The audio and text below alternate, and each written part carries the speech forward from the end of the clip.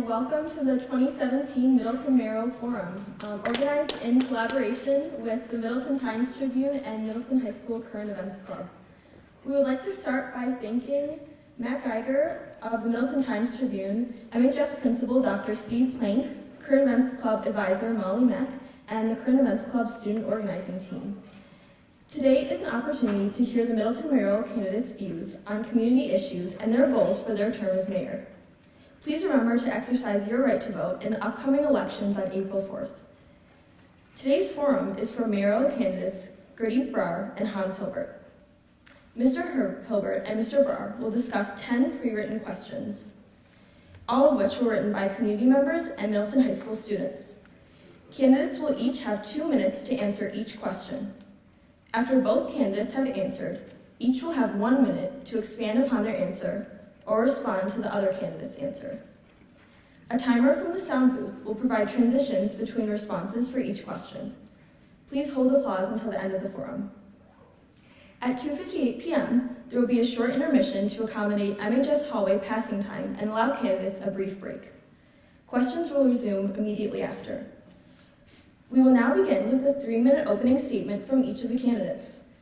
They will speak in the order according to a coin toss, so Mr. Brar will begin first with his opening statement. Good afternoon. My name is Gurdeep Brar. I'm honored to be here with you.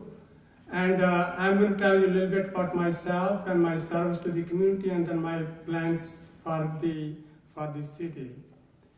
I grew up on a farm in a small village in India. I was the first in my family to go to school. 46 years ago, I came to the University of California, Riverside, to pursue my PhD in genetics. 34 years ago, my wife and our 2 children, we moved to Middleton. This has been a wonderful place to live and raise a family. This is our home. Both of my kids, they went to the public schools, starting with Elmlawn, Cromery, and Middleton High School. We have the best school in Wisconsin. They were ranked #1, the Middleton High School, and the whole district was ranked #5. So they had a great education, and the education is because we have great teachers here. I worked as a senior scientist at AgriCitrus in Middleton, and after 21 years of research in plant biotechnology, I retired. Previously, I had worked at universities in India, Germany, and the United States. But my contribution to Middleton, for 30 years, I have played a leadership role in serving our public schools, Boy Scouts, Youth Soccer, Middleton Outreach Ministry, and United Way. I have served as a president of Middleton Good Neighbor Festival. I co-founded the Friends of Kettle Pond to preserve our natural resources. I'm a Kiwanis member. I started the Key Club at Middleton High School in 1994. I imagine that many of you are in Key Club, and I have come to some of your meetings here. And I also started the Builders Club at Cromery Middle School.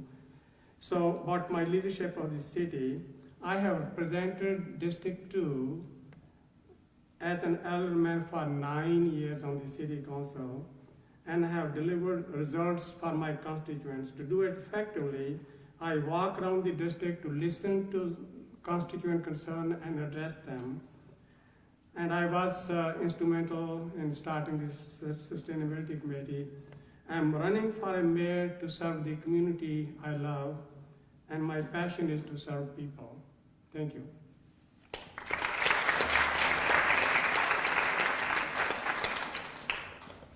Mr. Hilbert, you have 3 minutes to give an opening statement. Thank you. I'm just going to start off that I started off today at 5 a.m. with an upset stomach, and it's been a little bit of an issue. So if you see me leave the stage, I planned for somebody else to sit in for me, but that is why. But I'm happy to be here, thanks to the students, the administration, and the rest of the staff, and Middleton Times-Tribune for putting this all together to allow us to get information out to the community about the direction our community is going. I had the privilege of growing up in Middleton. I lived here all my life.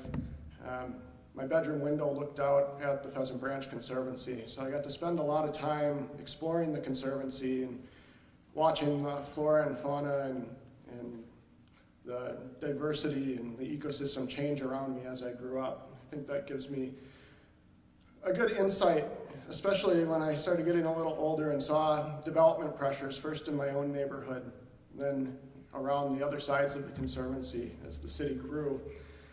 And we saw more development, and we saw that the Conservancy was an amenity, and it drew people here. Much of what I had enjoyed running around, playing in, and jumping in the water, attracted other people to bring their businesses here and their homes. I started off as a North Sider for kindergarten and first grade. After first grade, the school district changed the boundaries, and I spent second through sixth grade at Sauk Trail School. At that time, a lot of my friends in the neighborhood and their parents decided that they would move so that they wouldn't have to change friends, but my parents stayed put, and I got to meet a whole set of new friends. But then attending Cromery Middle School, we were all reunited, and I felt like I knew twice as many people than most of us that were coming together in that middle school. When I attended Cromery, that's when I got involved with the Friends of Pheasant Branch. They had just started forming their organization to advocate for how important it is to protect the Pheasant Branch Conservancy as well as the other natural resources in the community. I'd spend Saturday mornings out at Bellefontaine removing honeysuckle and buckthorn and other invasives, feeling like I was giving back to the community to make sure that future generations would have something that I experienced already in my life at that point. After middle school, I attended Middleton High School. This room we're sitting in right now was being constructed when I graduated, and I believe my final senior year choir concert was on this stage. I was also involved in band, so involved in the Ecology Club, the Envirothon team, coached by Deb Weitzel, who's here today. And as a teacher at that point, she really showed me the light of what my future could be if I pursued my interests in the environment, in planning, and I believe I'm out of time. But my platform is to maintain that, to protect those natural resources, to maintain a balanced tax base, and to continue to plan for the future.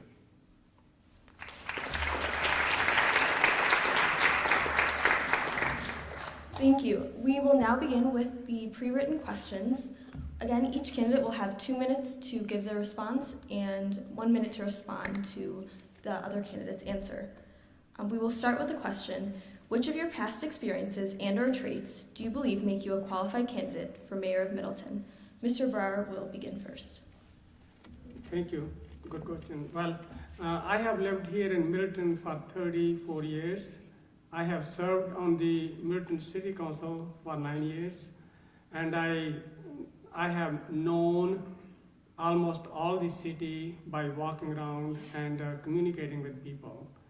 But as a research scientist, I bring the analytical skills, and as a manager, I bring some of the planning skills. So I think my passion to serve other people and my skills as a scientist and my 30 years of community service, where I have been involved with the schools, starting when my daughter was in kindergarten, all the way through when they graduated, and I'm still involved with the schools, and I'm the same way with Boy Scouts. So my involvement with the whole community, my analytical and planning skills, and my being on the council and dealing with difficult issues, and my passion to serve, that's what qualifies me to be a mayor of Middleton. Thank you. Mr. Hilbert, you have 2 minutes to respond. Representing District 7 on the City Council for the last decade has given me the opportunity to listen to my constituents, to hear problems that they're facing, and to provide solutions to those problems, working with city staff, the City Council, the school district, whoever it might take to solve the problems of our residents, because that's why we represent on the City Council. In budgets, I've provided and supported funding for our public safety, our police, fire, and EMS at levels that allow them to continue to provide the high quality services that our residents have come to expect, and reasons why businesses locate here and residents continue to live here and move their homes here. Supported in budgets, paying employees a living wage, taking care of the employees of the city that earn the least amount of money to make sure that when we adjust the cost of living, they benefit the most. I've ensured that TIF projects and other developments provide a benefit to the entire community, not just one property or property owner or developer.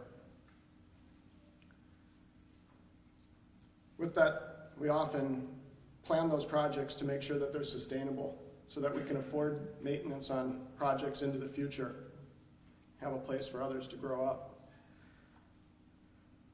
On the Tourism Commission, which I've been on for the last 10 years, took the tourism fund out of debt, and now we have a surplus so that we can provide things like the free trolley and partnerships with other tourism entities. That allows us to provide additional room tax revenue to the general fund, alleviating property taxes. I worked hard to form things like the stormwater management, or stormwater utility, to locate the MOC and other public safety buildings, and to provide access to our residents via the city website. But most of all, I've worked as a teammate to everybody else that was involved in that process, and I've been able to glue those things together to accomplish it. Thank you. Mr. Brar, you have 1 minute to respond or elaborate on your answer. Well, I would like to add a few things that with my science background, I would like to bring some of the high technology companies here so that we will have a wider economic base. And I have served on several committees, including the Youth Commission, where we are helping solve some of the problems of the youth in this area. So I like to ask Hans Hilbert that you said that you have supported all the developers, but I thought you were not supporting the ones which were for affordable housing, at least in one case, maybe more than once. Thank you. Thank you. Mr. Hilbert, you have 1 minute to respond. When I show up at a committee meeting, I stay for the whole thing. When I show up at a city council meeting, I'm there to work. I come prepared, I'm ready, and I'm working with the other members of the committee to make sure those things are getting done. I'm going to take this opportunity to mention hanshilbert.com. My opponents asked a question about my support for a project. You can get the answer on there.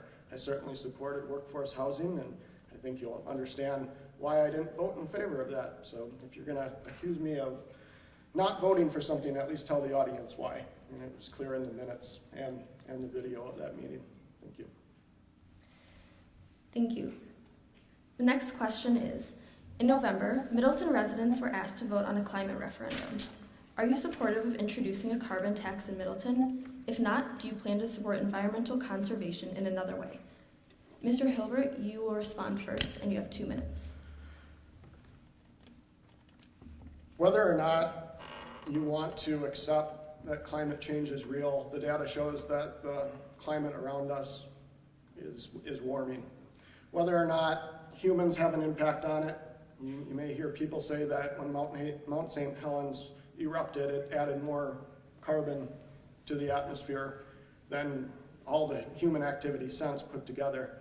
But what you have to look at are the facts that our climate is changing, and it has an effect on the well-being of our community. It has an effect on our health. We talk a lot about healthcare at the national level. It's only going to get a bigger problem at the national level if we fail to recognize climate change. It has local impacts on the economy. With climate change, we have less ice. This January, we had a very large pond hockey tournament scheduled out at Esser Pond that was canceled because the ice didn't form in time. Those hotel rooms sat empty that weekend. That was revenue that could have been raised in the city to offset the general fund and to provide for other tourism opportunities. We've spent millions, and we're going to continue to spend thousands, hundreds of thousands of dollars to control invasive species in Pheasant Branch and the other natural areas of the community. Climate change allows for events like floods to occur that wipe out the natural plant community, and invasives come in. And if we don't take action now, we're going to see our work from the past and our work in the future even more so. Just like the referendum that voters passed and that the city council endorsed, we do need to support carbon trading and reduce our carbon footprint and make sure that our community takes that as a serious initiative into the next 3 to 6 years. Thank you. Thank you. Mr. Barr, you have 2 minutes. Well, global warming is real, and there's a consensus among scientists that, there's no question about it. There's question that what we do about it. What's leading to this global warming is these are the greenhouse gases which are produced by the fossil fuels, which is coal and gas, and I think that's what we need to address. So I think the question is that do we want a carbon tax here in Middleton? And those two referenda, those were great referenda, and the people, 70 to 80% of the people actually approved of it. Now the question is, we don't really have any kind of a, generation of the electricity where you are using coal or or other fossil fuels. MG&E, Madison Gas and Electric, may be using it. But applying carbon tax in Middleton, that really doesn't make any sense. But what does make sense is that each one of us taking a responsibility and doing something about this global warming. To give you an example, we could just have a high intensity lights rather than having the incandescent bulbs. And we can also buy the appliances which are star rated, and we can buy cars which have a better mileage, and they don't have those emissions. Not as much pollution there, and this could be also applied at the city level and larger area in general. So I think we have to take a personal responsibility. We have to take a responsibility at the city and at a higher level as a state. So that's what I think I would propose to do here. So. Mr. Hilbert, you have 1 minute to respond.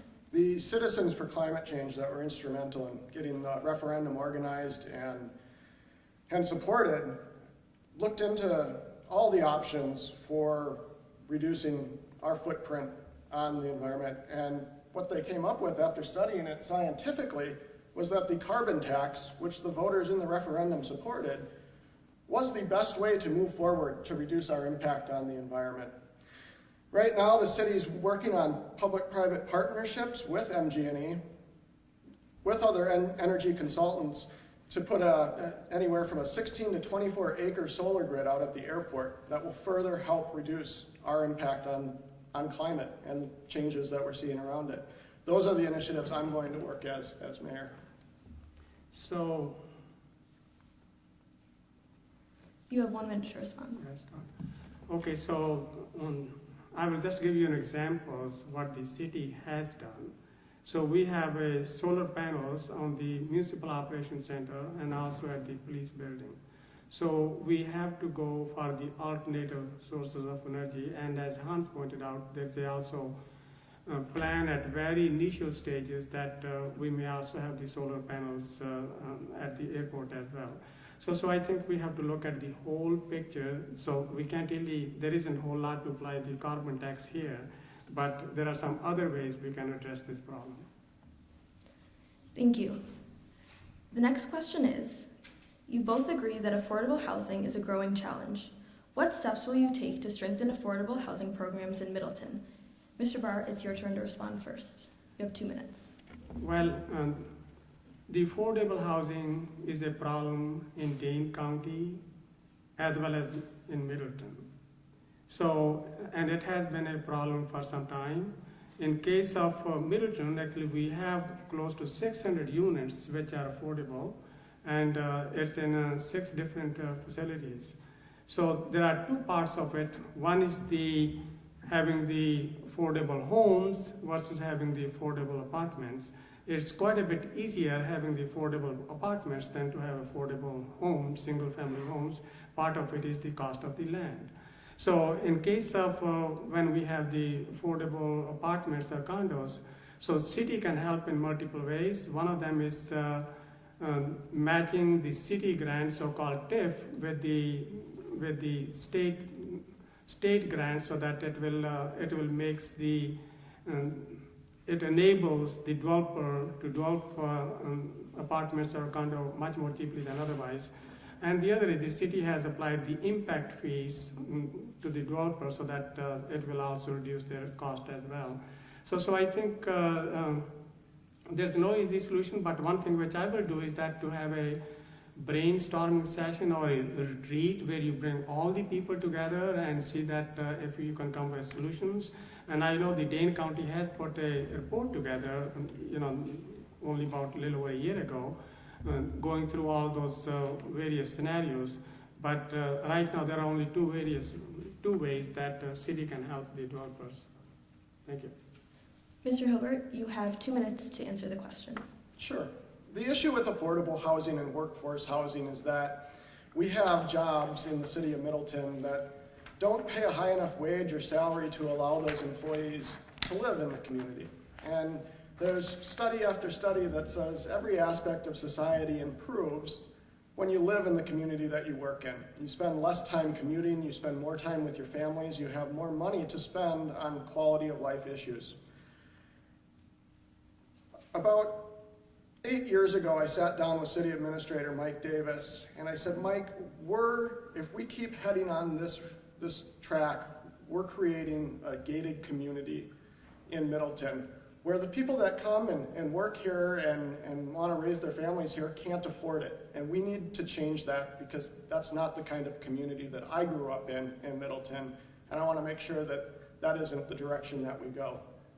I've served on the Workforce Housing Task Force group of very energetic individuals from the banking community, from the policy community, and residents that are looking for places to live affordably, and we've come up with a Workforce Housing Task Force plan. We don't need to sit around and brainstorm. We need to implement the plan. The first thing that I'll do is establish the revolving loan fund. We'll do this by forming partnerships with the private and public sector, with Dane County, with the state of Wisconsin, to make sure that there's dollars available for people who just need simple help, like what I've received from my parents to buy my home, with some down payment assistance. Some upfront money.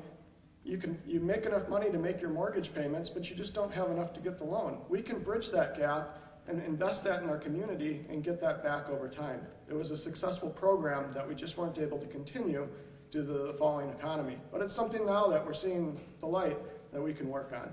It's really going to be economic development attached to these projects and the partnerships that we form as a city that make workforce housing available. Thank you. Gerda Burr, what I would say is that Middleton has about 19,000 jobs, 18 to 19,000. There are only 2,500 to 3,000 people who actually live and work here.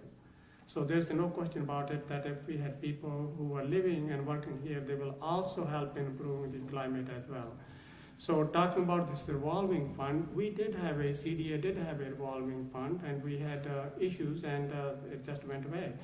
Brainstorming is never a bad thing. It's not just a sitting around. It's just you bring the best brains together and see the problem which has been standing around for a long time, haven't found a solution, and you invite the experts from, not just from local, from all over the country, and see what is that which you can do. So we are not just twiddling hand.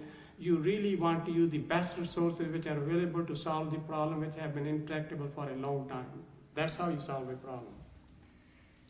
Mr. Hilbert, you have Brainstorming one is minute. a good thing, and we've already done that. Go to the city website, look at the workforce housing plan. It's bulleted, I believe there's 10 points, and those are what we need to implement.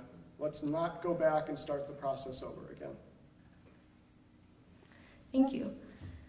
The next question is, what are your plans for working with Middleton Cross Plains Area School District administrators, teachers, and students to continue to improve the opportunities the MCPSD offers to its students and families?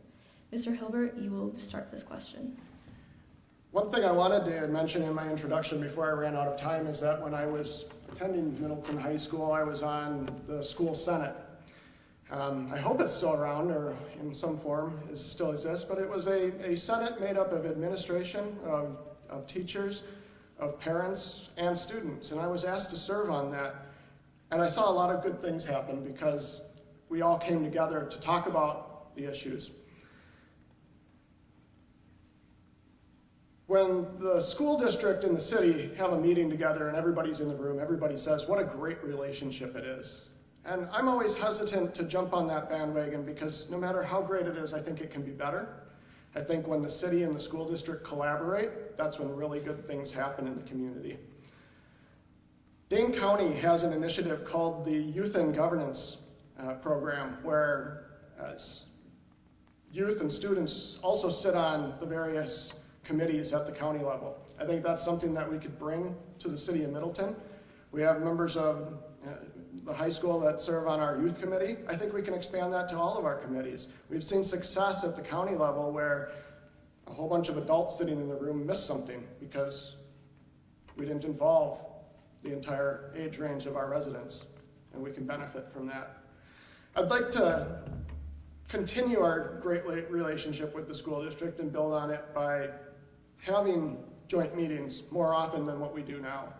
I think when the school board and the administration work with the city, that we can help. We can find ways to leverage dollars. The school district can find ways to save the city money, be it purchasing or other areas where we pool our resources. We can benefit from that, and that will be part of my term as mayor. Well, this is a great question. I got involved with schools in 1985, and I have been working with the administrators and teachers all along in one form or the others in many committees and commissions, including the ones at high school. So what I would like to mention is that the school board have their responsibility for the schools and the city has a different responsibility, but then there are ways they can come together to solve some of the problem in synergistic way. I give you an example of I'm the chair of the youth commission, so we have a youth center, so which was sort of not going anywhere.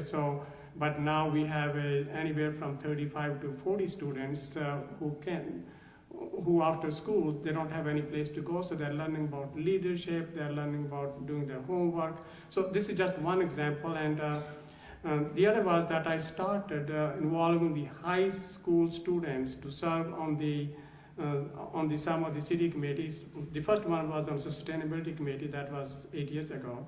And now we also have we had 2 to 3 students on youth commission as well, which makes sense. But what I would really like to do is that, and I have proposed to Steve Plank as well, so that, we can create tomorrow's inventions right here at high school. The city and school can come together. We can create some of the innovation clubs or innovation centers, and that will be the future of not just Middleton here, but future of this whole area. So we could create a STEM or a technology valley right here. There's a lot happening in medicine, but we can combine with other cities as well, cities around, and create a critical mass to make this happen. And this will be a great thing for the Middleton students working on such a project.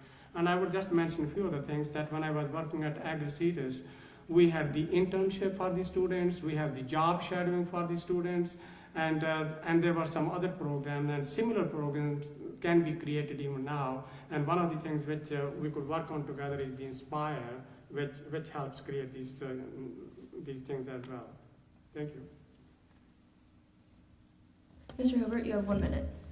When I was attending school here, we had capacity issues, and we have a great community, and people want to come here because we have great schools, and they raise their families here, and that's a wonderful thing. Right now, the high school is also having capacity issues. We plan into the future. What the city can offer is help acquiring additional land and working with the private economic development sector to find ways to keep that land on the tax base while allowing the school district to operate in that space to provide more room and more opportunities. I'd like to work on that in the next 3 years as well. So, picking on that, I just want to let you know that there's a facilities task force. I'm not a member of it, but I attend the meetings and I know what the various issues are. But there are two things which I like to mention that I do participate in the Key Club. Key Club provides an opportunity for students to go out in the community and do service. It's doing a phenomenal job. And the second thing which I would like to mention is the Builders Club. Again, it's one of the leadership club at middle school, and it's again helping the students to learn about leadership, and city could be involved in some of these programs as well. So I think one of the other things is that, for example, there may be some facilities, use of the facilities at Cromary and even at Middleton High School for the meetings, and also Middleton High School library, which needs to be worked on, and the city also has some issues with the library. So there may be some way where we can cooperate there as well, so create a synergistic facility. Thank you. Before the passing time break for Middleton High School, we have time for one more extra question. The question is, opioid-related deaths in the Madison area have increased in recent years. Do you intend to act on this growing epidemic? If so, how? And Mr. Brar, you will begin with 2 minutes. Well, to be very honest, I didn't really know much about the opioids, and I did quite a bit of research on this one. But this was an issue also in presidential elections. It is a very serious problem. Last year, in 2016, there were 22 incidents of overdose in Middleton, and there were 2 deaths. So now our EMS people, they have narcosin, so in case there's any of those issues, so they can actually apply this antidote and help them out. So the question is that what do you do about this? It is not an easy solution, and the first is that you have to deal with the enforcement. It's the sellers who are, if we enforce on the sellers, and the second is to identify the people who are in these opioids early on, and start some sort of a counseling and see whether you can wean from it. And you have to somehow go to the basic issue and work on that. So supply and demand, and as well as dealing with the people who are that issue. It's not an easy solution, and it's a nationwide problem. So I think we will try to do as much as we can, and our police department is very proactive in these issues and is working on it. Mr. Hilbert, you have 2 minutes. When I was in health class here at Middleton High School, Mr. Boyle made us do a presentation, and me and Chad Ingham chose binge drinking, which turns into alcoholism and is an addiction. When we're talking about the opioid problem, we're really talking about a prescription drug addiction problem. I'm guessing not too many people in the room are familiar with the name John Nygren. He's a representative out of Marinette, and since 2013, he's worked as a Republican in the state capitol with both sides of the aisle to pass 10 bills that will help with the health epidemic problem that revolves around prescription drugs and opium. He calls it his hope agenda, because we have to hope that we can overcome this. We're leading the charge in Wisconsin because we've seen problems related to addiction in the past. We have a culture that revolves around drinking and alcohol. and we've gone down this road before, and we know how it can harm us. Just this past weekend, I was talking to a family from up in the Wausau area, and the 18-year-old daughter in the family got mixed up with the wrong people in Chicago and didn't have a good home life. She was broken. She became a prostitute, and she was used by her pimps to transport heroin to the Wausau area, and she got caught. And it's a really good thing that she got caught, because she's not a bad person. But had she continued that, she'd probably be dead. So we need to work with individuals who are broken. Obviously, if you're on prescription medications, there's a problem. We need to focus on what that problem is and make sure that those individuals have the resources so they don't turn to addiction. So I like to pick on this. This is, it is a prescription drug problem, but it is also the misuse, the abuse of it, sometimes which is overprescribed, or the people steal from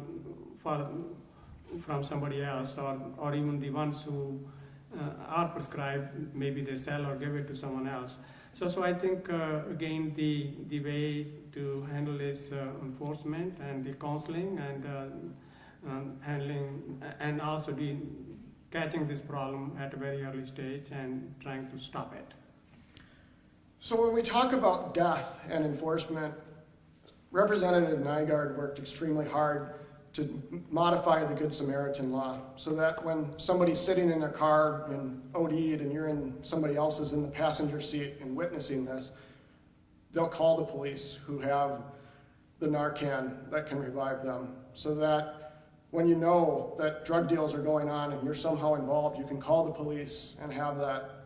Yes, it's the dealers that are making millions of dollars off of youth and adults alike, people that were good standing members of society that just found themselves on hard time. These people don't need to be put in jail.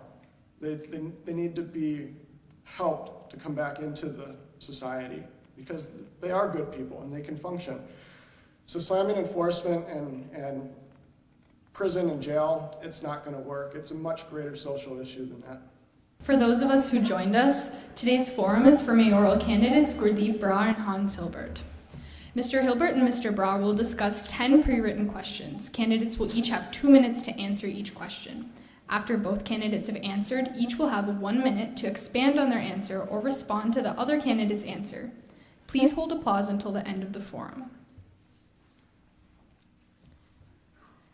So our first question after the intermission is, both candidates cite operating within Middleton's budget as a major point of concern. How do you plan on increasing revenue in Middleton? Mr. Hilbert, you'll be going first. You have 2 minutes.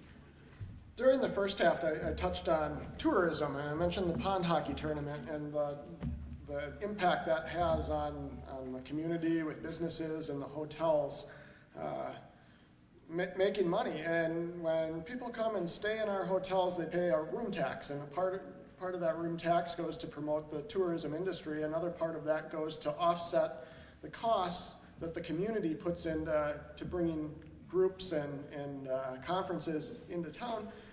So if we can succeed with items like successful tourism marketing, that increases our revenue. Other opportunities are going to be public-private partnerships. We have a good example of this at our fire district, where early in the morning, the firefighters come in and they use their workout facility. They have an exercise leader, and then when the firefighters have had enough and are ready to go jump into a burning building, the community is welcome to come in and use that space for a fee. That builds revenue that allows the fire department to buy a lot of their safety equipment that they use when they go running into burning buildings.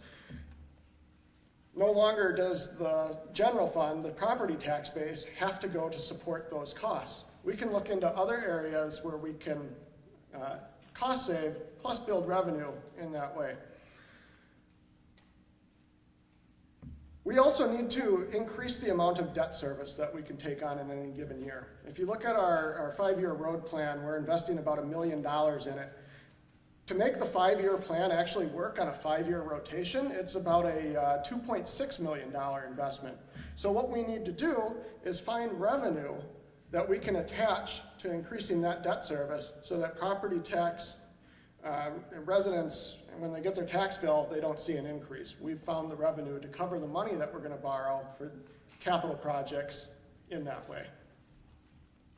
Thank you. Mr. Brar, you have 2 minutes.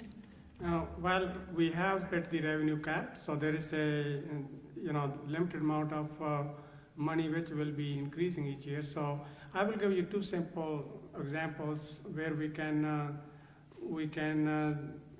get some money from the state. I give you the first example where if the city was to follow one of the program called expenditure restraint program, that means if you spend less money within a defined limit, you get a lot of money from the state. To give you an example, that we missed that this year, but next year our finance director is such that he's planning that we do qualify for that one. So it's about between $300,000 to $400,000 per year. So it all depends upon how much money is available for distributing among the cities who classify for it, but it's a substantial money. So, and the second part which I will share with you is the state gives you the transportation grant, and which used to be in 2009, it was about $1.45 million, and then we start spending much less on the roads. And what the state gives you is the average of 6 years. So what has happened is now we are getting just close to about $1 million. So it's sort of a win-win situation. We spend on the roads so that we have better roads than what we have, and the state will give you more money for doing it. So these are 2 examples. Then being a geneticist and with a technology background, I think we need to increase our tax base, and bringing some of those high-tech companies they will have high-paying jobs. That will be a great addition to our community here, and will help in the long run a lot. And again, the fourth thing is having some other businesses as well besides just the technology. So I think putting these 4 things together, we would be a long way in solving this problem. Thank you. Mr. Hilbert, you have 1 minute to respond. So what you get with me as an elected official and as mayor is the foresight to take a look at the expenditure restraint program and say, in this year, if we maximize our levy, if we take in as much revenue as we can, because we're removing property value from our TIF district, taxes are going down anyways. So we were able to withstand not having the expenditure restraint funding from the state, about $300,000, balance that out with the additional revenue that's going to come in from the increased tax base, and then next year, when we get back into the expenditure restraint program, rather than $300,000, we're going to get $400,000 without costing the taxpayers any additional money or raising their property tax bill. We have an opportunity with special events that come into our community where we can work with those groups that come and use our swimming pool or other public facilities, our trails, where we can increase revenue and support the community in that way as well. I look forward to working on that. Mr. Brar, you have 1 minute. Yeah, one thing which the city council did, not this year, a year before, was increase the tax by 12.5%, which was to, even though we did not need the money, but some of the elders thought that let's go to the limit. And so I don't think as a mayor I would be doing that. So I think we would have gotten $300,000 to $400,000 if we would have been advised from the state, and we wouldn't be hitting our taxpayers with such a huge tax increase. Thank you. The next question is, last spring, protests occurred over the controversial Jesus lunches at Middleton High School. What are your views on this issue and how it was handled by the city of Middleton? Mr. Brar, you'll be beginning. You have 2 minutes. So there are two issues or two parts of this problem. One is the city part and the other is the school part. The city part is the city owns that park, and the city provide the reservation to the Jesus Lunch people to reserve that park. So the city has provided this reservation to Jesus Lunch group, and that's how they were holding that lunch there. And then some of the parents came and they complained that city should cancel this shelter permit, and the reason being it's too close to the school and it's disruptive to the students in the school itself. So, but at the advice of the attorney, the city council decided that this is in their First Amendment rights, so, and the city decided to issue them the permit. This is the city part. And the second part is the school part. So does the Jesus lunches somehow influences the learning inside of the school, or somehow is disruptive to that part? So, and that's the school part, and the school has to somehow handle it. And for that part, they have formed a committee, which is the teachers, administrators, and I'm also on that committee called Partners for Student Support and Success. So they are trying to solve that part of the problem. So I think we would have handled the city part as well as the school part. So that's in the process. Mr. Hilbert, you have 2 minutes. Yes, the question is how we handled it, and in hindsight, we didn't handle it very well. We let the school district's attorney, we let the city attorney tell us, what our legal obligations were, and what happened when we took that advice, that even though we were falling in line with constitutional rights, I think we let down our community to provide leadership. And to recognize that now, I think, is really what's going to move this forward, because it was a problem. The city attorney was telling us not to do anything or we'd be sued and have to spend a lot of money. The parents that were putting this event on should have known better than to have an event that's causing a disruption, or if they didn't see that coming once it did cause a disruption, they should have worked with the school and the city to come up with a solution rather than putting all our lawyers in a room. And I feel bad that that's the way it went down, but my ability to recognize that moves us forward. And if we all recognize that individuals have rights and they might differ than our beliefs or somebody else's beliefs, and we can accept that and not let it get under our skin and take the higher road, we're going to move forward as a community a whole lot faster than building up walls that divide us. So I'll work to make sure that the administration, which I contacted when this first started, and we had changeover from the school district administration at the time, and they didn't want this to be their parting words. But now we have really good people, we have Steve and George, that are willing to work on these issues, serve on the committees, to get the students involved, to bring the parents into the conversation, so that we can talk about what the real underlying issues are. And I'll support that from a city perspective. Mr. Brower, you have 1 minute. So one has to go to the basics. You have to see what the basic problem is. That if the students are going there, why are they going there? Some people say, well, it's a free food, so the young kids are going to go there in any case. But in any case, learning and finding out the basic issues and then trying to solve it, that's the way to go.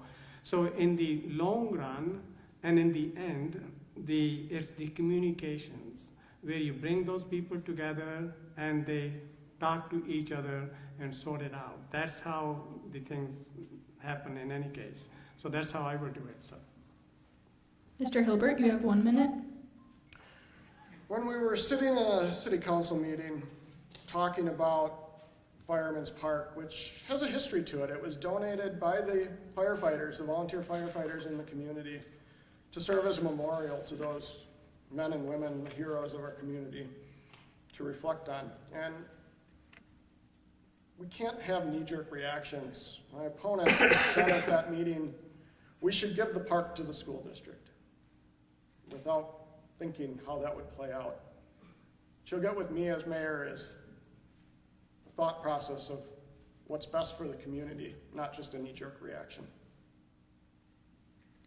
Thank you. So if I could just, you have to look at the whole problem and look at all the options and weigh them carefully, and that's how, as a mayor, I will do it. Okay, thank you. The next question we have is, as mayor, what steps will you take to promote respect and equality for minorities in Middleton? And Mr. Hilbert, this is your question. You have 2 minutes.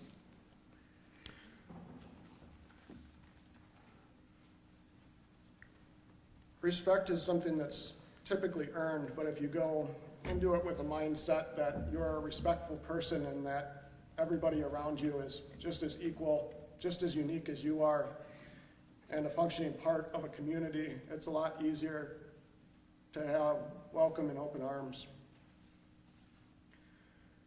We've heard a lot in the news about bullies and the effect of bullying in schools, in the workplace.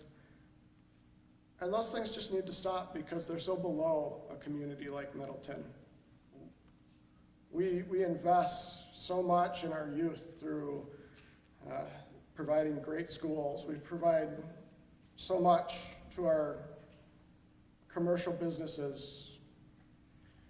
And to stop that success because you have a difference of opinion with somebody, or you don't like somebody because of who they like, or where they're from, or how old they are, it doesn't help anyone. From a city, we can work with our police department to make sure that we don't have public safety issues with there being bias.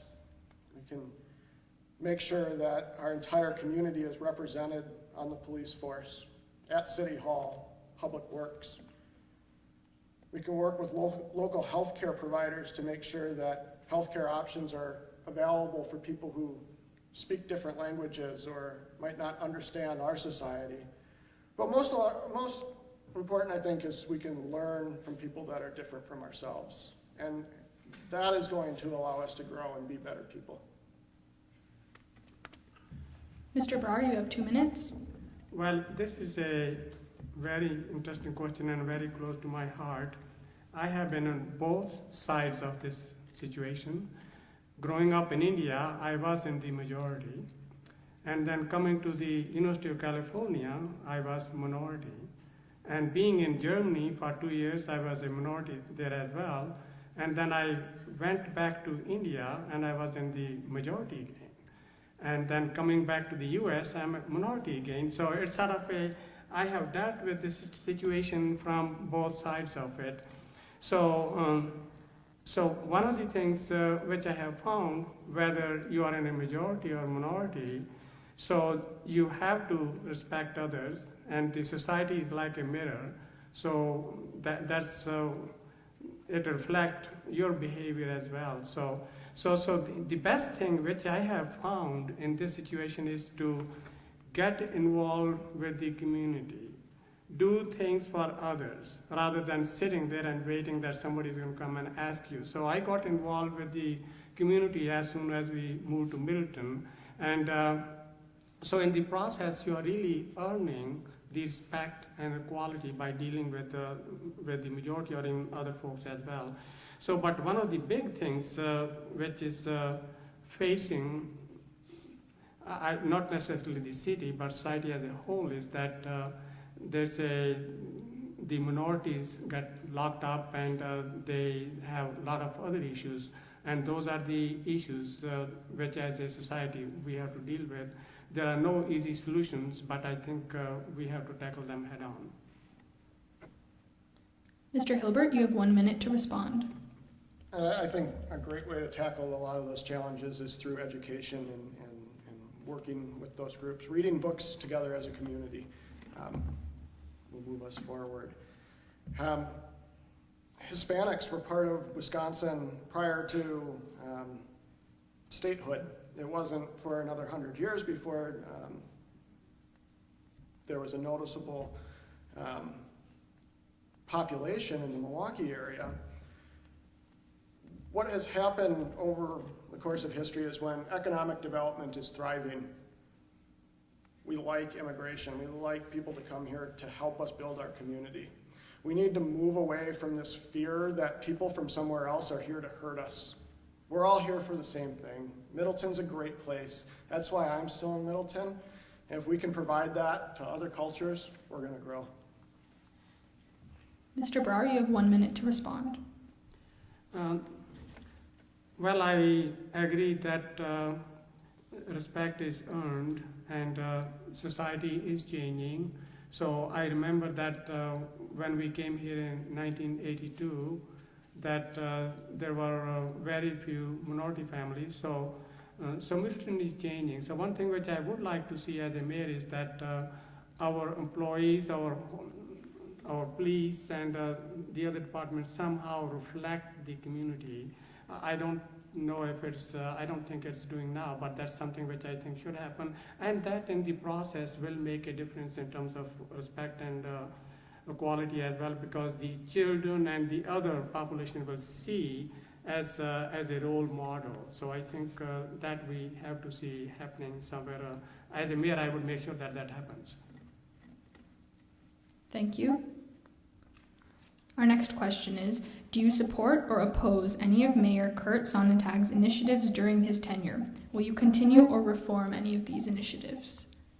Mr. Brough, you're starting. You have 2 minutes. Well, Mr. Kurt Sonnentag has been a mayor for 10 years. A lot of things happened during his tenure. Spectrum Brands came here, and many other companies as well, Mead and Hunt. And then there were developments like Community of Bishop Bay, Tribeca, and the downtown development. So I think those were, and then we built the police building as well as the Municipal Operations Center. But what I'm going to talk about is some of the things which I did with the mayor. So to begin with, he challenged me to somehow get the Sustainability Committee going. At that time, nobody wanted to be a member of it, and so now it's one of the premier committee, and people are waiting to join this. So, and that Sustainability Committee has done a lot of great things in our community now and for the city. And the second part which I would like to mention is building the detention ponds and raising the trail around the Tiedemont Pond. This is again not too far from where Mayor lives, and making that trail also handicap accessible. So the people living in the mayor's neighborhood, they can also go and use the trail and the ponds. So these are two examples where working with the mayor, we made a somewhat of a difference. But I will stop. There are so many other examples which I could give here, but I think I just want to share these two examples.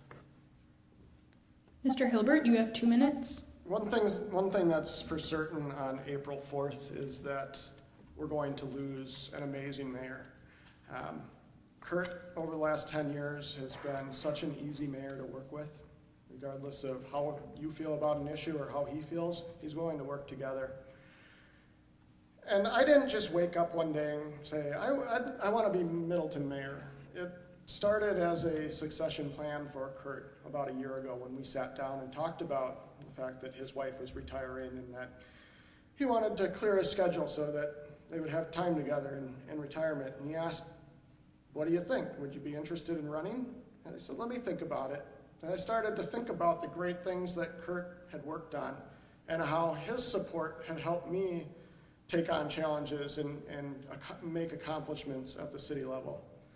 So from a step back, Kurt ran as mayor and worked at every meeting and every day on things such as reducing the residential tax burden, improving the quality of life, encouraging public involvement from the community, taking on affordable housing projects such as the Amherst Road redevelopment, making sure that we continue to have safe drinking water by creating a new well that provides redundancy for our entire community. He's also taken on challenges that he worked for and supported, but we just couldn't get through at higher levels, such as regional transit. We're not going to give up on any of those initiatives. This is Kurt's chance to pass the baton so we can keep making strides at the hard work that we've all worked together as a team over the last decade, Kurt even longer. But we'll also pivot to some of my initiatives, looking at specific groundwater recharge areas in Pheasant Branch, taking different approaches to affordable housing, and many other things. But I think Kurt would be proud to see his legacy continue on. Thank you. Mr. Brar, you have 1 minute to respond. Well, and we live in a democratic society, and it's not that one mayor passes on the gavel to the other. It is the people of Middleton and not the mayor or the other elder person who will elect the next mayor of Middleton. So that is the big difference. It doesn't matter how many elder people are supporting somebody, they all have one vote. So it is up to the citizen of Middleton to make a decision, not that that we are anointing somebody, that who do we want our mayor to be. And I'm running for a mayor because people want me to, because I think I will make a difference. I have a vision for the city. And I admire Kurt, he's a great guy, there's no question about it. But there's a need for change, there's a need for a new vision. So we can and I will make a difference. Mr. Hilbert, you have 1 minute. As I just said, I don't see the need for a new vision. We have a vision that moves us forward. I have yet to see a different vision presented from my opponent, and I don't think we would want to go a different direction when you look at how successfully we've maintained a balanced tax base, how successfully we've promoted economic development, the successes that we've had in Pheasant Branch Conservancy and the Kettle Ponds in providing recreational access, as well as providing transportation, pedestrian and bicycle trails in those areas. We've done so many great things, and we want to continue on that path, not stray from it. Thank you. Our last question is, what are your views on the recent immigration policies set by our national government? Do you plan to create policies in Middleton in response to the current government's actions? Mr. Hilbert, you have 2 minutes. Unfortunately, we can't just open our gates without permission from higher up, but what we can do is work with our police department to continue their strong initiative to provide community-based policing. They're active out there preventing issues before they arise. They're not looking for bad people or people that might not have a green card or their green card's expired. They're there to protect everybody. And what I was hinting at before is that in successful economic development times, we've seen immigration that worked and lifted us as a community as a whole.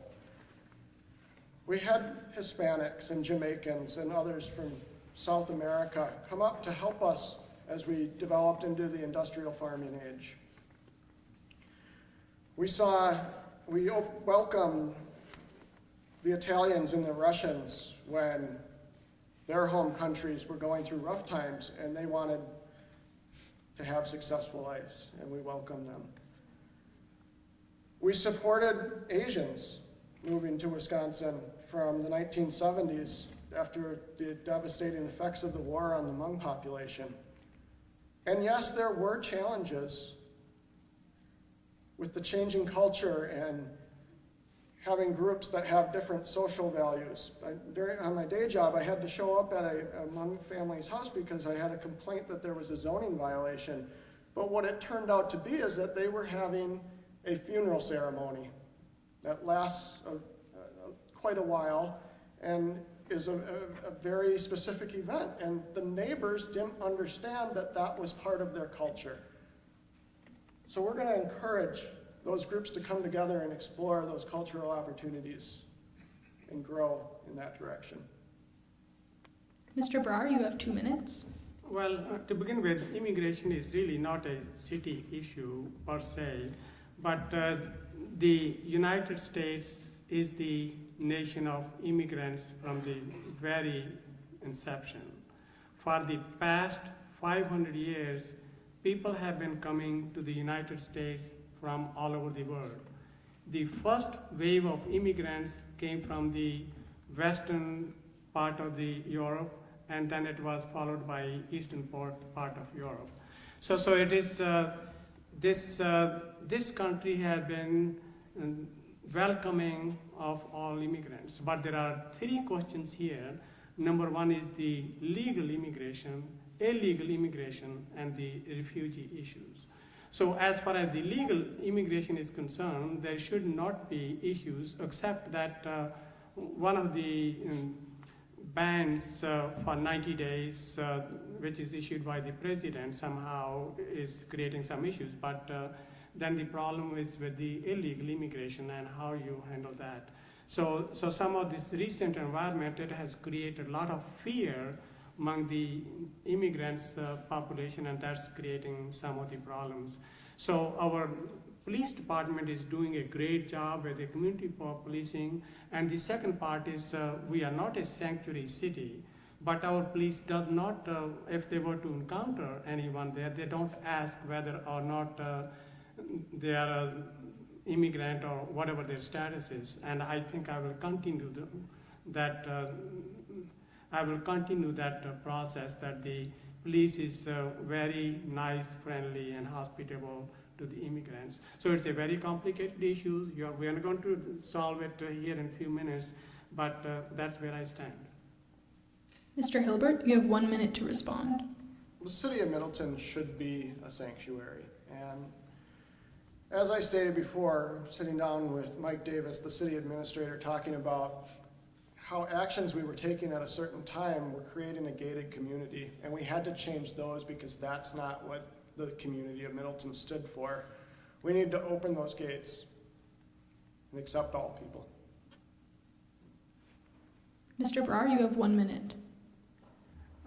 Well, I'm an immigrant. I came here first in 1970 and then came back in 1980 again. So I think I have a great respect when as an immigrant you leave your country, and it's a big challenge that when you're coming to a new nation, you're starting from scratch. So I think I have a great respect and the challenges which those immigrants are facing. So anything which we could as a city do to help them would be a great thing to do. And this is for the legal immigrants and refugees, and as far as illegal immigration is concerned, that's entirely a different story, and it's a entirely different challenge. Each candidate will now have 3 minutes to provide a closing statement. Mr. Hilbert, you may present your closing statement first. During my opening statement, I talked about growing up, watching development change around Pheasant Branch Conservancy. And I started to realize that when we recognize the natural resources in the community that we live in as amenities, that's when we really learn to respect them and take care of them. After high school, I went to UW Stevens Point and studied land use planning from the College of Natural Resources. Afterwards, I could have moved anywhere and used the knowledge that I had gained from Middleton schools, from UW Stevens Point, and try to build a community. But I returned to one that I really loved because I had a connection here, and I had experiences here that others may not. And I want to give back. Every day that I went to Middleton schools and Middleton High School, the community invested in me. I worry what happens when we all say, we don't like Middleton, we want to move to California or New York City, and we have the brain drain occur, and there's no one left to make the good decisions to protect Pheasant Branch. I didn't want to see that happen. I hope that the students here begin to recognize the amazing, wonderful community that they live in and everything that it provides that we don't necessarily get anywhere else. And I will work really hard as mayor to protect the natural resources so that we can maintain a balanced tax base, so that future generations will want to live, raise their families, and work here. Thank you very much. Mr. Brar, you have 3 minutes to present your closing Well, statement. I love Pheasant Branch as well. I'm a member, and also I have been actually working there and doing a lot of things. So I have lived in 3 countries and worked at universities, private industry, and now the city council. I work hard to deliver results. On the city council, I have worked with other elders to get results for my district and the city. So there's a perception that I don't work as well with the others, but 90% of the time, the city council is unanimous on their decisions. And when I do differ or disagree with something, it is because of something which I need to address for my constituents. So the other thing which was mentioned earlier, that I don't go to the back rooms and having drink and all those conversations. I think that's not the only model for doing business. I think I will bring more transparency to the city. And I will also strive to keep a small city feeling in Middleton, and I work with schools and help keep them in any way I could to be the best in Wisconsin. Our mayor, as I said before, is elected by the citizens, and I'm supported by also the one past mayor, elders, and the board members, and the other citizens from all walks of life. So Middleton is a great place to live and work.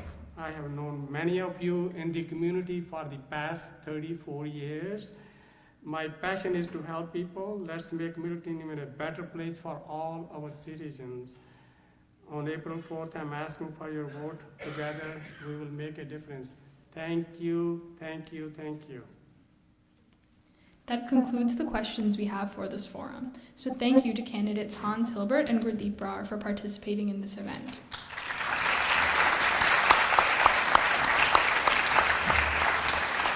Thank you again to the Middleton Times-Tribune, Molly Meck, Matt Geiger, Steve Plank, and the Current Events Club organizing team. Again, please remember to exercise your right to vote in the upcoming elections on April 4th.